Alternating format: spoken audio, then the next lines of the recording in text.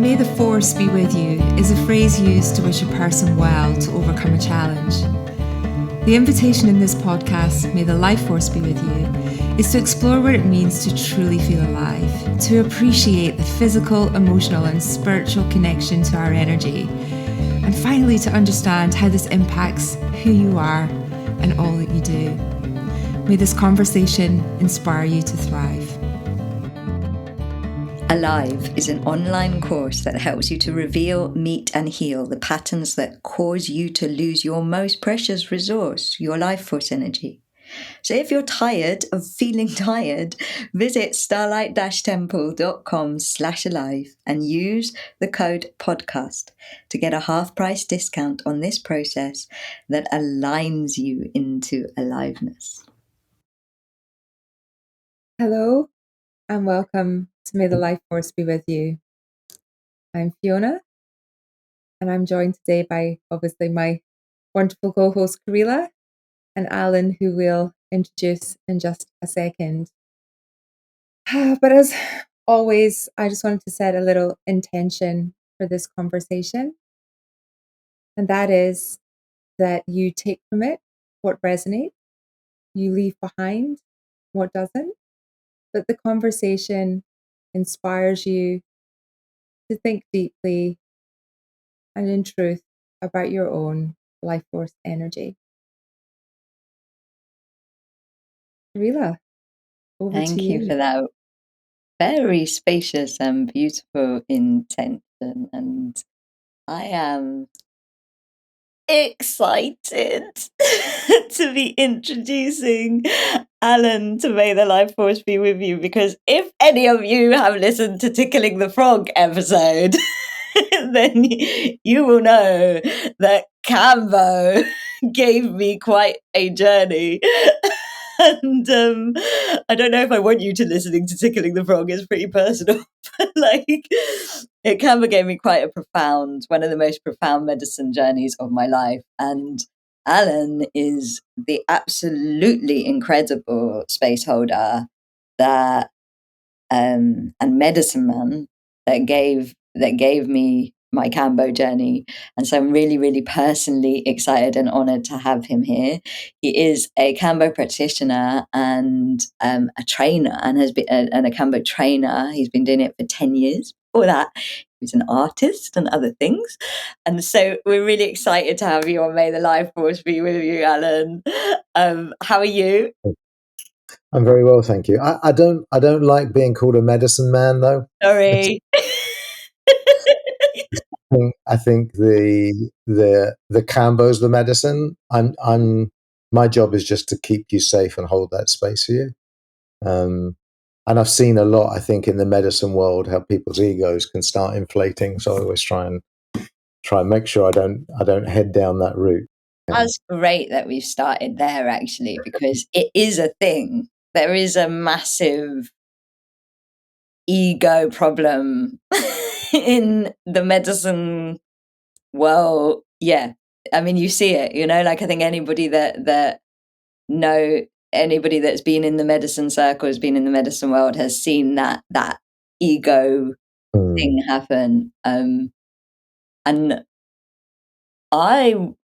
one of the things my guide said was that if you don't integrate, you inflate. And I think that is because there's quite a lot of medicine being served that doesn't then include integration. And I'm just wondering if you've got an opinion on that. Oh, yeah, absolutely. Yeah, absolutely. I think you see it so often, don't you?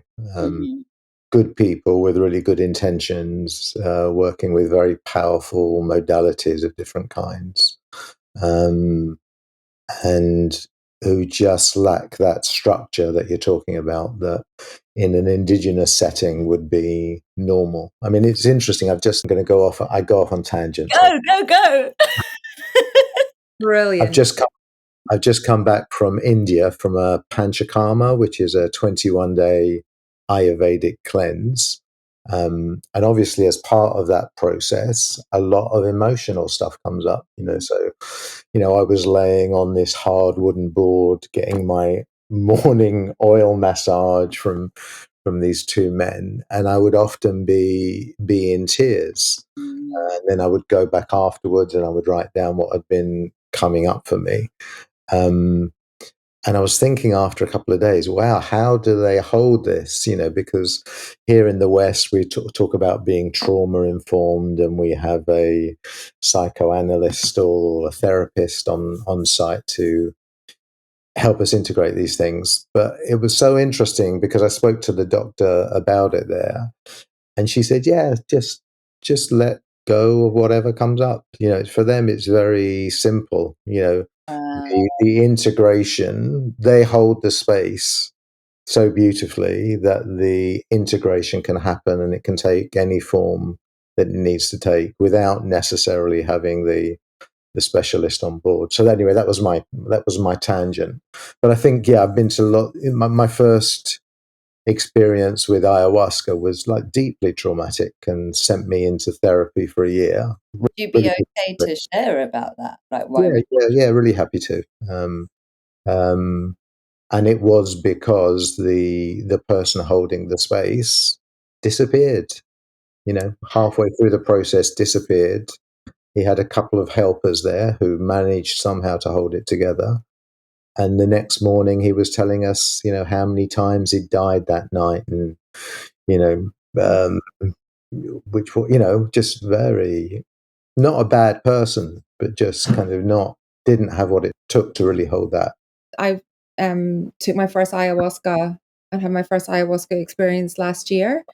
And my experience of it was that the facilitators holding the space and creating the environment and guiding us through the music and then the integration afterwards, my experience was that they were so fundamental to my experience. I can't imagine not, having people coming in and out. That would feel very confronting. I don't like that when that even happens in a sound bath, never mind when it happens under the influence of psychedelics. And so I know, and it might shock people that haven't had that experience, that people that are holding space are often under the influence of the medicine as well, so that you can truly be integrated into that space and be feeling at the same time.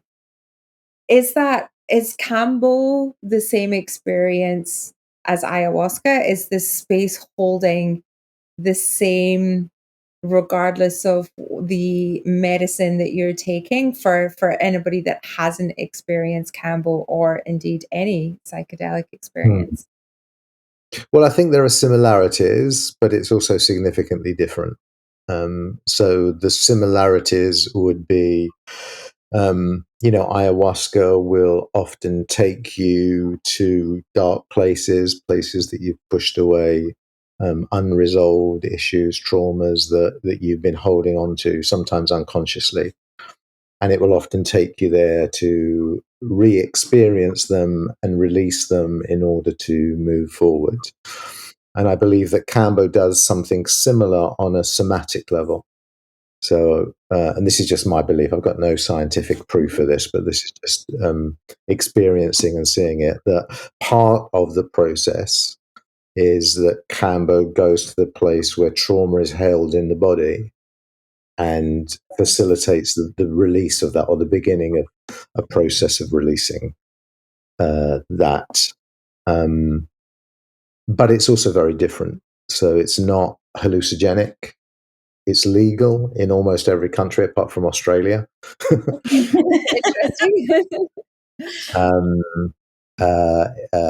So it's not psychoactive in any way.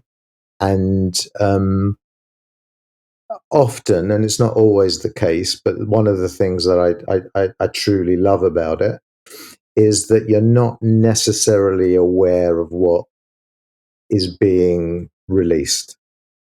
So sometimes, after the process, and I'll talk about the process in a second, but sometimes after the process, when people are resting, they get a sense of what's come up for them. It may trigger a memory or some ideas of what it might be, but often they don't have that.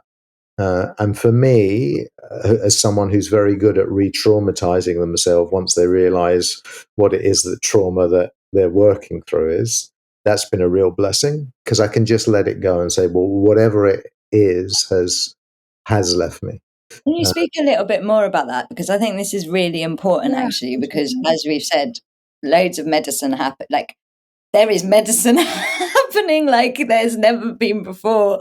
And medicines from all different lands. And, I think it is a good thing, but I am meeting and coming across people getting re-traumatized because these medicines, they can bring stuff up, and especially if you're not held properly, if you're not integrated properly, if in some ways, if you don't know how to shadow work and work with your own trauma, I don't know if it's necessarily the right thing to have this trauma brought up. Like, I think Kambo's great in the sense, because like you say, it doesn't necessarily take you into the story and stuff like that. But yeah, can you just speak a little bit more about that in terms of how not to re-traumatize yourself? How not to? Yeah. You're asking the man who just said he was traumatized for a year after ayahuasca. Yeah, but like, because you've clearly been on this journey. Like, if it's something that you've done, yeah. If you're happy to, I know that we're taking you. I mean, I think ideally, in an ideal world, and this is what I had in India, and this is what I imagine life in an indigenous community is like. The societal infrastructure is there to allow people to integrate and release and give them the support that they need in the process. And that's very difficult for us to do unless we are setting up some kind of community. And I am actually involved in a group that's trying to set up something like that, a healing center that would facilitate that kind of culture emerging. As I suppose, as someone who is holding the space for others, it's not getting dragged into their stories. It's being empathic, supportive, but boundaried. And the way I think about it is almost like a veil comes down. So I'm there with them in their process. But I'm not getting dragged into it as far as I possibly can. Sometimes that's not always possible. Sometimes, a client's wound can be very close to one of my core wounds. And it may be that I can feel stuff coming up. So in that context, it's really about just, taking a deep breath, focusing again on the client, saying, well, something's coming up for me here and I'll deal with it, but this isn't the time or the place to deal with it because my focus is on them. Do you feel energy, Alan? Is that what you're feeling when you say you can sense something is coming up? Is it an energetic exchange and almost like so Kambo's often about a release. Sorry for interrupting you. Do you want to finish your question? No, I was just I haven't experienced it, but when you talked there, I had this vision of an energetic exchange, a bit like you can sense something through Reiki or through deep breath work, where you might not know the exact emotion or what it is that the person's releasing, but you get a sense of that release, or you get a sense of a heightened emotion that they're experiencing at that time. Is that what it feels like for you? Yeah, and it is that, and often there's an urge to release, to have some kind of emotional release, to have some kind of physical release, and the story that comes to mind for me is a client who fainted like 19 times in 20 minutes. Yeah, I applied the medicine to her. She fainted immediately, got up for a second, fainted again, got up for a second. I'm sorry, but was that not terrifying for you as a space holder? Like how do I'm pretty good at holding people through their emotions, but if somebody was fainting 19 times, like, how do you not freak out? Like, you've just given them something that's damaging them. I talk about this a lot in the training when I'm training people to be practitioners, and fainting is normal. fainting is you know that fainting is part of the medicine. Do you know what the intention of the faint, like, do you know what the medicine's doing when it's making you faint? I don't know, but I've got a couple of guesses. What are So, you guessing? so one is on a physical level, because one of the things that Kambo does is it takes your blood pressure up above its normal rate, and then it drops it below its normal rate. So if people have already pre-existing low blood pressure and it's going below already pre-existing low blood pressure, that may be what's going on. So it may be a physical issue. Or very often it's something that a feeling that is coming up that the mind doesn't want to go to. And so, like, these feelings coming up and the mind saying, no, I'm not going there. And you can see there's almost like a body mind conflict going on with the client. And then at some stage, Kambo intervenes and says, I've got some work to do here. We're just going to knock you out. And so, do you think so? Could you just, for anybody that's listening that doesn't know what Kambo is, okay. can we just go to what Kambo is? Okay. I have a question about, because you're talking about it like it's conscious, and so I want to ask about that. But before we go there, can we just say exactly what Kambo is so people that don't know? Yeah. So Kambo is a medicine that's used primarily in Peru and Brazil. Historically, we think there are about 70 tribes that use it or have used it. Pardon me. And it's the secretion of a frog, and it's applied through the skin. So in order to apply the medicine, a hot vine is touched very quickly to the skin, causing the skin to blister, and then the top layer of skin is peeled off. We don't draw blood, so it's a very superficial burn, if you like. And then there are different traditions, but some traditions talk about drinking water or a kind of a broth ahead of time. Some of the tribal traditions don't drink water, so there's different ways of taking it. In the West, we tend to encourage people to drink first, so drink 1.5 liters to 2 liters prior to the application. Then the organization that I work with, which is the International Association of Kambo Practitioners, the woman who developed that organization is a woman called Karen Dark, and she developed a method called a test point. So before the medicine is applied, the full dose, we apply what's called a point. So those 3 burns, we take the medicine, which is a dried frog secretion. We mix it up with some water to rehydrate it, and then we apply it to one of those burns. And that test point allows us to see how the client responds. And it also, so if there are any issues, so if they do start fainting or they have a panic attack or something like that, sometimes it can cause swelling. And if that swelling is kind of around the throat and it's impacting their ability to breathe, we can just take the medicine. Very rare, but we can take the medicine off, and within 30 to 45 seconds, everything will normalize again. So that test point allows us to do 2 things. One is to make sure that there's no what feels like a negative reaction to the medicine. And it also allows us to see how the client reacts to it so that we can come up with an appropriate dosage.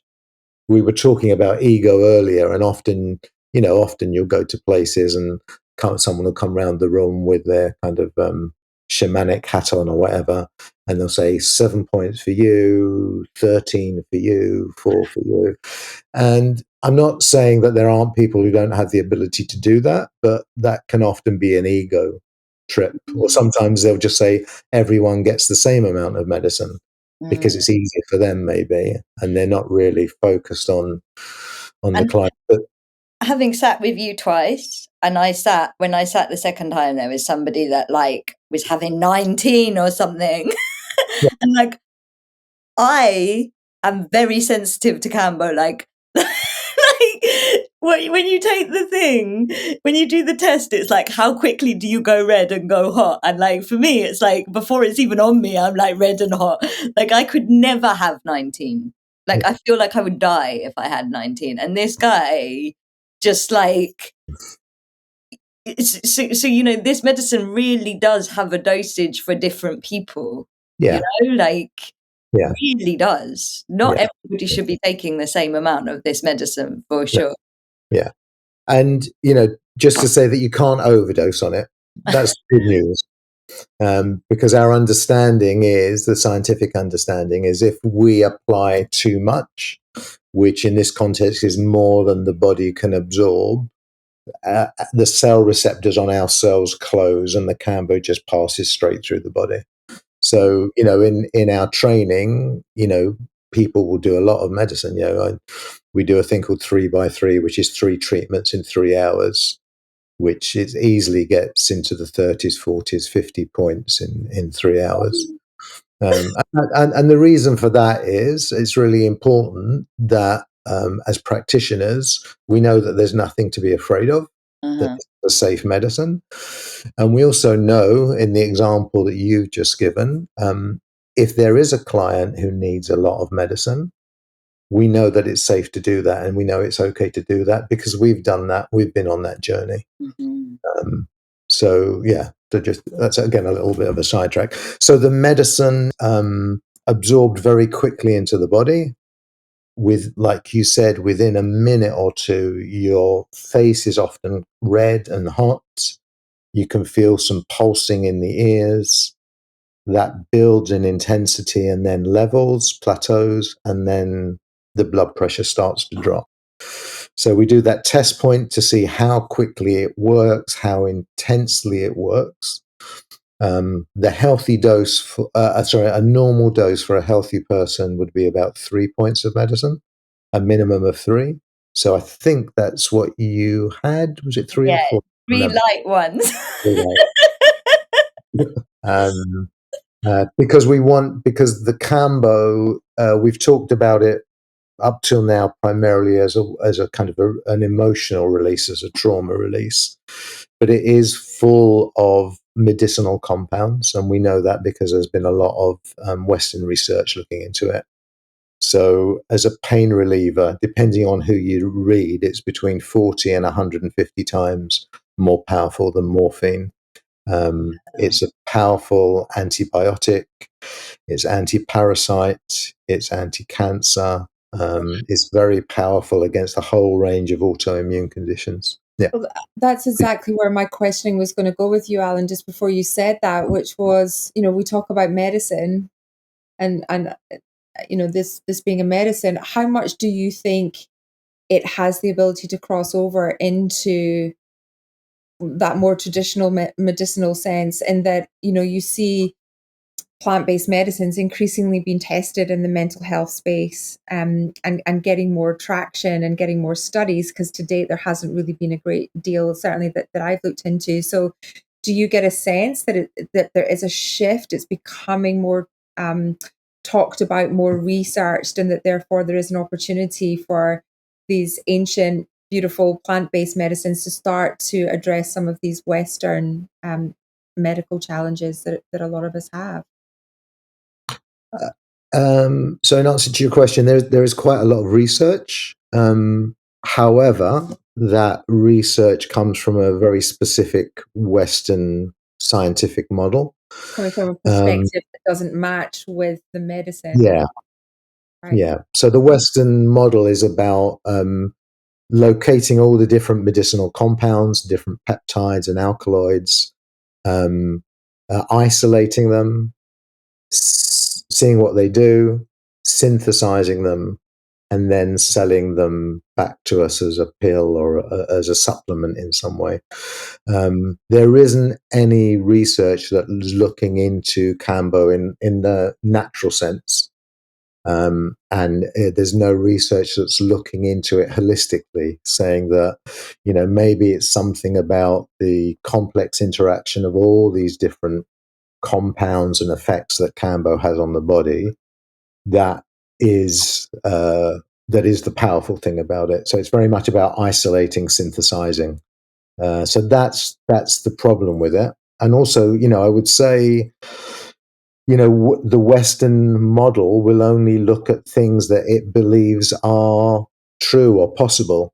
So, my experience with Kambo is you put it into the system, you have this kind of cocktail of medicinal compounds that are surging through your body and almost scanning you. You can almost feel it, both the physical and the emotional body. You can feel where it's going. So a client, I talk about this a lot, but clients with arthritis tend to feel the Kambo go to the arthritic joints. Interestingly, with the vaccines, with the COVID vaccines, many of my clients and other practitioners as well talked about they felt the Kambo going to the point of the vaccination. Wow. Where That's nuts. So what we're talking about here is a medicine that seems to have the ability to scan the body and know where to go. Now, Western science doesn't think that's possible. That's what I wanted to ask you next, because you're talking about Kambo like it's conscious. And, obviously my work, I believe in consciousness. But I found with that scanning thing, this sense of Kambo really find there seems to be a consciousness to Kambo. Like I felt Kambo before the second time. I could feel the presence of the spirit of Kambo with me the day before I took any Kambo. Like I could feel the energy with me. And, part of the reason I thought to invite you on May the Life Force Be With You is because there's something interesting about the fact that nearly all other medicines that you take are dead. If you take a plant medicine, that plant has died for you to take that medicine. Whereas the frogs don't die to produce this medicine. And so there's something to do, to me, I think kind of all medicine is taking the life force energy of what you're taking. But in this one medicine, and it's the only medicine I know of, and my knowledge of medicine isn't that great, you're taking a medicine from a being that isn't dead. Yeah. And so you're taking a life force energy from a being that isn't dead. And I know it's kind of out there, but I just wonder if that's why it's so conscious. Yeah. When it's scanning you, if it feels like something alive is moving through you. Yeah, absolutely. I hadn't thought about it in those terms before, but in terms of life, that it's a living, that there's been no death involved in the process. But absolutely, I agree with you that that's the case. And my first experience with Kambo, which was about 10, 11 years ago now, well, let me take a step back. The frog doesn't have, to the best of our knowledge, the frog doesn't have any predators. So the frog lives at the top of these trees along the Amazon River waterways. So it lives quite high up. And as far as we know, it doesn't have any predators. So to live without predators, if I think about it, is to live without fear. And the energetic benefits that the Kambo gave me initially and have given me ever since is a real sense of fearlessness. So when I was a university academic, when I first found Kambo, quite a depressed state, not in a good state in my life, and I found, it's a bizarre story, but I met someone in a restaurant in Prague who told me about it. And I thought, you've got to be crazy, man. Burning and vomiting and going to the bathroom. I thought, why? It was the last night of a holiday with my son in Prague. And I thought, why do we get the lunatic on our table for the last night? But anyway, he shared his story. And his story was almost a mirror of mine. We'd got involved in careers that weren't really the reason we were doing them wasn't coming from the heart anymore. We'd lost our way a little bit. We'd slipped into depression. And so because his story resonated so strongly with me, that's what convinced me to take it. And when I did take it, there was this real sense of fearlessness. So I was, after doing it twice, I was ready to leave my job at the university and to embark on the training. And everyone else said, no, you're crazy. Like, my boss thought I was having a midlife crisis. My partner at the time said, how are we going to pay the mortgage? But for me, it was so clear. It was so clear that everything was going to be okay, that I didn't need to worry about it. All I needed to do was surrender to the process and develop the skills that I need to do in order to do this well. So yeah, absolutely. Like, that energetic exchange for me has been as powerful as any medicinal benefits. Do you think it's an exchange of the life force energy? Like, do you think that the frog is giving us a bit of life force energy that doesn't have predators, that doesn't have fear, so that it can clear out, like it obviously does the scanning and the clearing out of maybe what, now that you've said that, I'm like thinking of my journey and I'm like, oh yeah, that was fear and that was fear. But do you think it's also like giving us the energy of fearlessness then? Absolutely. Yeah, absolutely. It's time limited. It's like all these medicines, they will give you a gift, they will show you something. But then there's an opportunity for you to make the changes in your life. What you do with it matters. Exactly. It goes back to what we were saying about integration, isn't it? Yeah. Like, you could take Kambo every day for the rest of your life, but if you're not doing the work, it's not really going to be that beneficial. So there's that, which is what you've done. You had, I mean, if we talk about you had like a year, 2 years, 4 years. 4 years of my attachment trauma. And that, my fear of love essentially was what it was.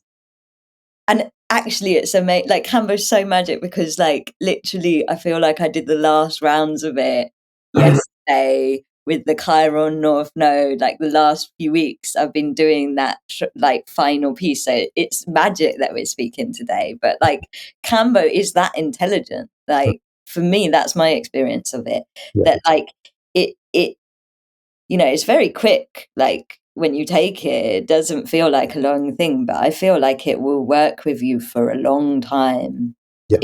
If you're willing to do the work, the frog will hang around, Yeah. Should I just go back to explaining the process, because I didn't quite that, so just so people know. So the medicine's applied, we apply the test point, we see how people respond. Based on that response, we then decide what the final dosage will be. And then usually we apply the rest of the medicine in one go. If the client is frail or elderly or has some health issues, there are slightly different ways of applying the medicine that are a little bit less intense. But that medicine normally is applied in one go. Very quickly after the initial hot flush and the drop, you will start to feel often a churning in the stomach if there's going to be a physical release, and the water that you've drunk starts to come out, often with inflammation, toxins, bile, various other things in it, as the water is really the vehicle to clear out the toxins that the Kambo is releasing in the body. Sometimes people will need to go to the bathroom and they will release that way. Sometimes there will be an emotional release, could be tears, could be shaking, sometimes a combination of all three, and sometimes none of the above. Very rarely, but I've had, some clients who just sit with the medicine. You can see the flush come on, the flush come off. There's no physical. I have a fear of fear. I have a fear of letting go, and I discovered that in my ayahuasca. I waited to the very last second before, and everybody had left before I did a tiny little purge, and I realized, God damn it, my thing is that I can't let go. So I can just see me going, I'm just going to sit here in a moment of bliss with the Kambo. And Kirilla's looking at me going, I don't know though. Like I've seen people not be able to let go in Kambo, and like Kambo's like, you're gonna learn. maybe that's what I need to do next then. Maybe this is my kick up the backside to go, this will let you let go. If it's about fear, being fearless, I need to be fearless about letting go of fear. It's a whole washing machine of emotion. Do people how do people find you, Alan? And I don't mean, through your website. I mean, is there a particular reason that people seek Kambo as a answer to their challenge with? Yeah, it could be a whole range of reasons. So it could be people who have got a specific physical or mental illness that they want help working through. Often with those people, it tends to be that they've tried everything else, and kind of Kambo's come up somewhere on some forum that they've been looking at. So I tend to get, for example, my clients with cancer tend to be, fourth stage towards the end. And does it help cancer? Does it Oh, help? amazingly, yeah, amazing. Like to the point that it can turn an end of cancer journey around, or just help the end of life journey? So I've had a couple of examples where I had people with early stage cancer where it had been detected, and within 2 to 3 months, the cancer had gone. So I've had a couple of those. Like I said, the majority of people I get are later stage cancer. And I think I've probably seen upwards of, 60, 70 people. All but 3 are still here. And these are people who are given months to live often. So all but 3 are still here. Sometimes the cancer is still there, but it's either slowed down the growth or it's stopped spreading. Do you believe cancer is connected to fear then? Oh, that's a good question. I mean, I don't think necessarily, but possibly. It can be fear, but it can be shame. But I guess shame is the fear of being overpowered, or yeah. I just wonder with this theme of Kambo and the fearlessness. As we're talking, I'm like, cancer's like your cells in overdrive, and maybe we're in overdrive. It's because we're in a state of fear. Yeah. Like on a deep subconscious level. And what Kambo does is pull out the fear that's causing the overdrive. Yeah. And then from the Western point of view, there are peptides in it that stop the supply of nutrition to the tumors. So this tumor starts shrinking. And there are peptides that cause the cancer cells to self-destruct. So, yeah, there are two. That's what I mean. And, so glad you brought that up, because that's what I love about cancer. So on one hand, we have the symptoms of a disease, whatever it might be. And we know there are medicinal compounds in the Kambo that can address those symptoms, relieve those symptoms to a certain extent, to a greater or lesser extent, depending on the condition of the client and what the actual disease is.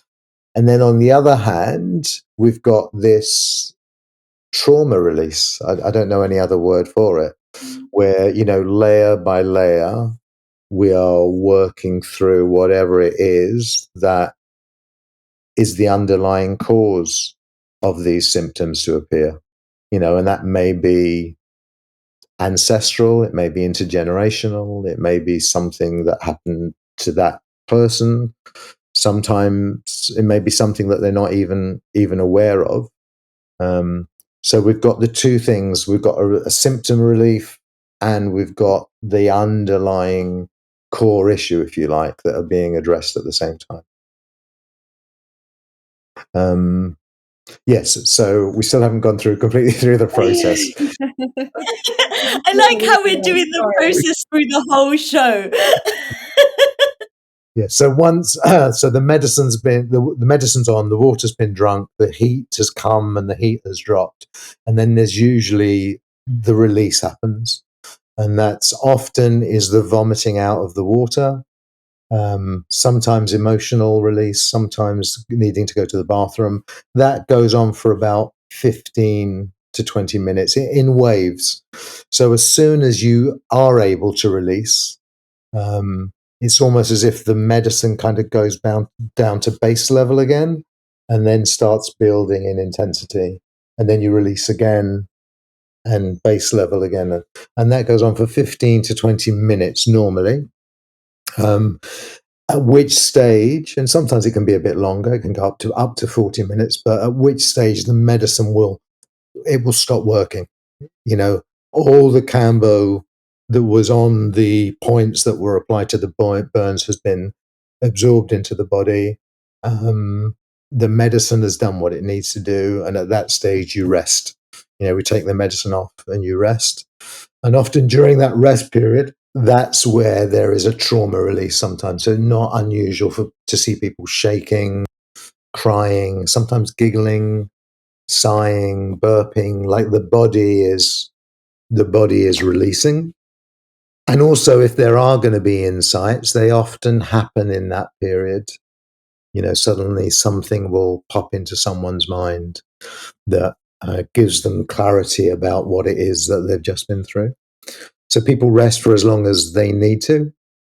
We then usually offer 2 other medicines that are offered in combination with Kambo. One is a snuff called Hape, and one is an eye drop called Sananga. They're completely voluntary.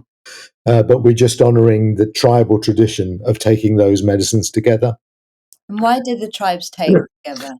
Well, the tribes take Kambo for 3 reasons. They take it for physical illness, so things like malaria, jungle fever, snake bites, scorpion bites. They'll take the Kambo for those reasons. They would take it for something that they call panema, which translates as dark or heavy, dense energy. That's depression. Depression, yeah.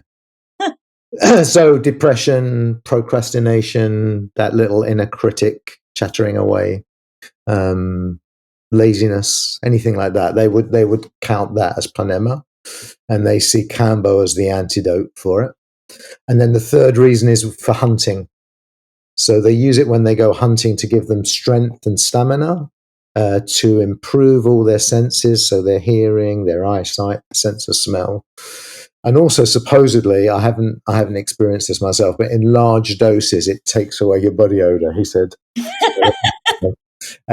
and so what Body odor is fear. it means the animals can't pick up on their scent of them. So the tribe believes it makes them invisible to the animals when they're hunting. So when they take it for hunting, they take the Sananga to improve their physical eyesight. And they take the Hape, the snuff, which is in large doses is psychoactive, to connect to that spiritual dimension where they can communicate with the animals that they're hunting, and that they believe that the animals will tell them where they're going to be and when they're going to be, and that's where they'll start their hunt from. So that's the reason that they combine the Sananga, the Hape, and the Kambo. So it's really honouring that tradition. Some people want to do it, some people don't. It's fine. We'll then close the circle, or just to say that we had talked about intentions before starting, usually. We then close the circle and have some food, because in the process you would have lost some electrolytes, you would have lost some sodium in the process of purging. So we get some salt back in your system as soon as possible. So I make a very good soup. So the Kambo's the side job. It's actually the soup is the main job. It's the best. Yeah. And so we have some soup, and then when people feel ready, they're ready to go. So usually the whole process from start to finish is 3.5 hours, something like that. Obviously, if people need to rest more, they can rest more, but normally that's fine. And because it's not psychoactive, you don't have, say, some of the challenges that you'd have coming back from a mushroom retreat or an ayahuasca retreat, where your head is still not completely in this dimension. Yeah. I hope that answered your question in a roundabout way. Yeah, but I think fear. You're probably right. this idea of the Kambo as a living entity that is laying dormant until we rehydrate it and then apply it, and that we don't know what role the Kambo plays for the actual frog. We know it's not a toxin, even though it feels, and many people say frog poison because it feels like you've been poisoned sometime. But that's actually all the toxins that are being held in your body being released. But we know it's not a toxin because there have been, I think in Poland, the health agency, the health ministry, got hold of some sticks and did toxicity tests on them, and there's nothing toxic in it. I feel like it's the life force of the frog. Yeah. Because it comes from laughter. Yeah. And something we're learning on May the Life Force Be With You is like life force makes you laugh. Like exactly. the frog's kind of tickled, isn't Yeah. it? To like get the I feel like it is literally, I think all plant medicine is about mixing your life force with the life force of the medicine. But I think this might actually be the life force of the frog. That would be interesting. And Just, talking about the laughter, the cosmic joke of on the back of a frog that has to be applied through burns in the skin to trigger a whole vomiting process. And yet it makes you a warrior. How beautiful is that? Yeah, very beautiful. I'm so glad you've had such a powerful experience with it.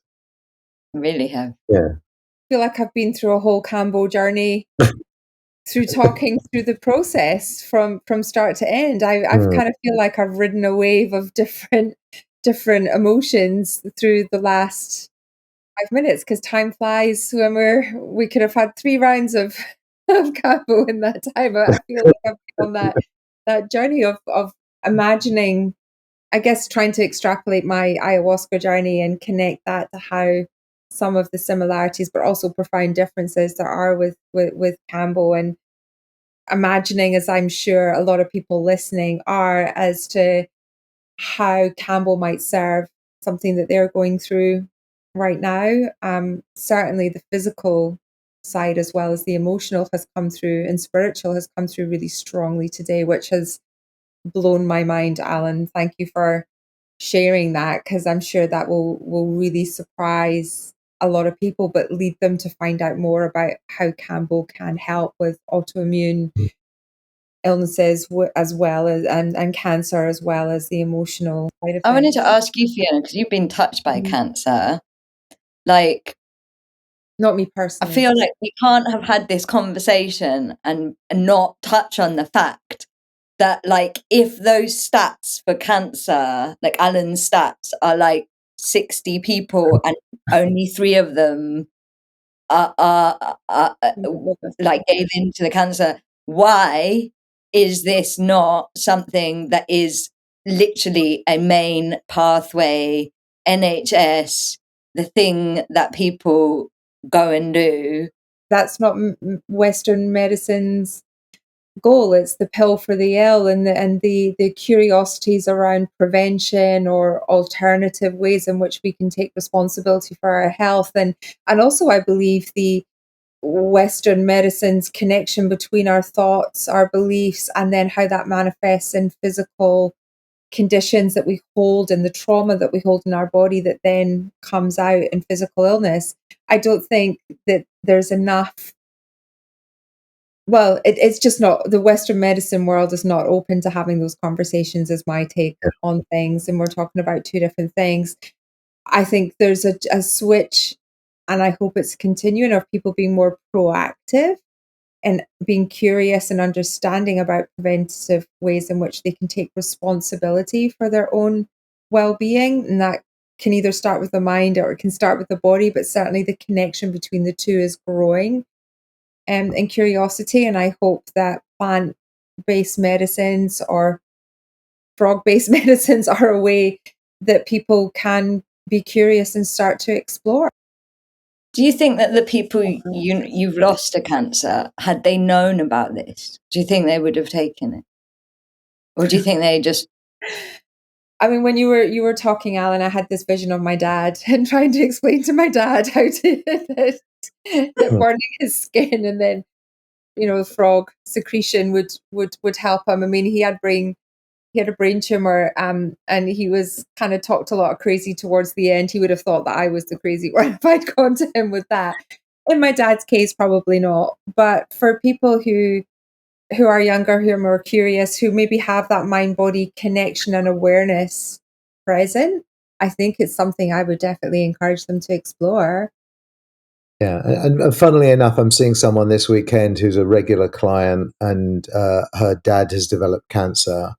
And sometimes it takes us to go to our kind of darkest places, doesn't it, to make the changes that we need to make in our life. So he's having cancer. He's having Kambo for the first time I love this that. weekend. I mean, just to say with cancer, because we do need to be careful. Yeah. Kambo is a powerful medicine. It can help with a range of different conditions. It's not necessarily going to help everyone. And I would say with the people who died, who did the Kambo and died, I think Kambo helped them have a good death. Because it gave them pain relief in a way that didn't impact their mind in the way that things like morphine did. It gave them the clarity and the self-awareness to address the things that they needed to address before they passed. So Beautiful in itself, yeah, isn't it? That they can be free and feel free from that trauma they've been carrying. And from what I take from that as well is that able to communicate with people around them in those absolutely, yeah, moments as well, which that to me is just beautiful in itself, yeah. and very powerful. So I don't know if I answered your question there, Karila. I kind of went off on a tangent, but I was thinking of people throughout, and I was imagining them. I'm imagining my sister who has rheumatoid arthritis. It's that she has had for, gosh, probably 5-6 years now. Maybe this is something she could explore. Certainly going to talk to her about this as well. It's just been a really, really fascinating conversation. Thank you so much for opening me up to being more to more than I expected and more than I imagined. So thank you, Alan. Oh, my pleasure. It's been lovely to be here. It's been We could an talk for amazing. days, Rila, couldn't we? We could. It's been such an amazing conversation. I love that my takeaway is like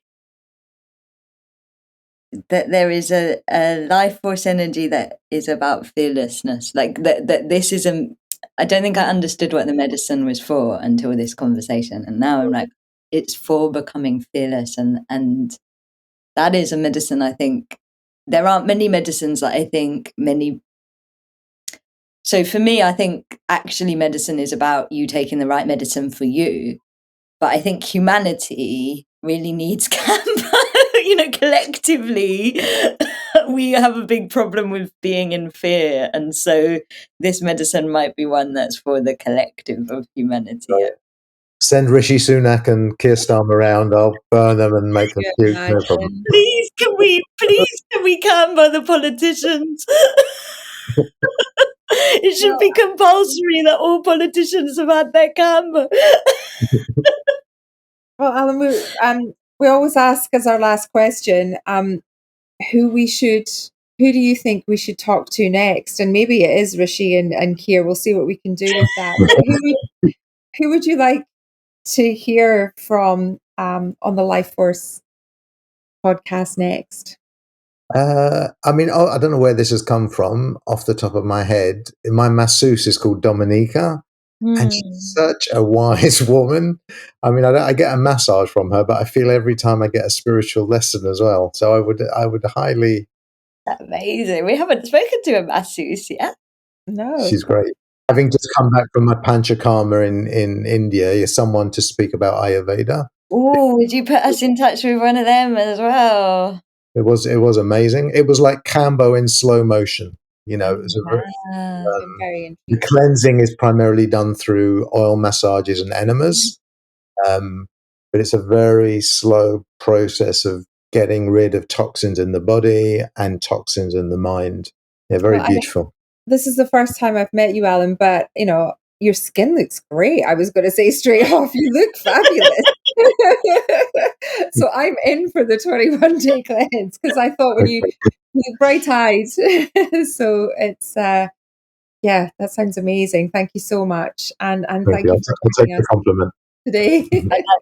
I'd like to thank you as well, Alan. I mean, like, you know, my personal journey with Kambo, that I hear you about not being the medicine, like being the space holder and not being called medicine man, but like as has come out of this conversation, the person that is holding space is really integral to how well that medicine journey goes, and your space is exquisite and really, really safe, and you know, really allowing for integration. And yeah, it's really important work what you're doing, because there is way too much inflation going on and not enough integration and true holding of medicine. And so thank you so much. When I when I fall in love in a healthy way, I will send you a note. Let you know that Kambo.